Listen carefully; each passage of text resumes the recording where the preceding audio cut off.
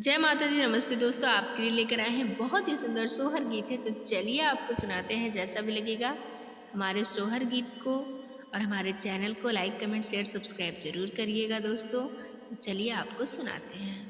कहवा पे बोले ला कोयलिया ता कहवा पे मोर बोले, कहवा पे मोर बोले हो, अरे हो कहवा पे बोले सह रसवा महलिया उठे सोहर, महलिया उठे सोहर हो।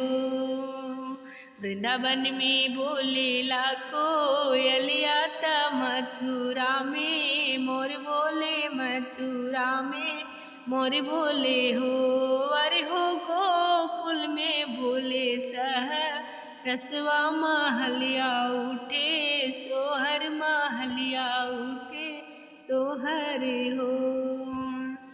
कहीं गोदी जन में ललनवा ता कहीं खुशी मनावई हो, कहीं खुशी मनावई हो, करे कहीं घर बाजला जनवा महलिया उठे सोहर, महलिया उठे सोहर हो।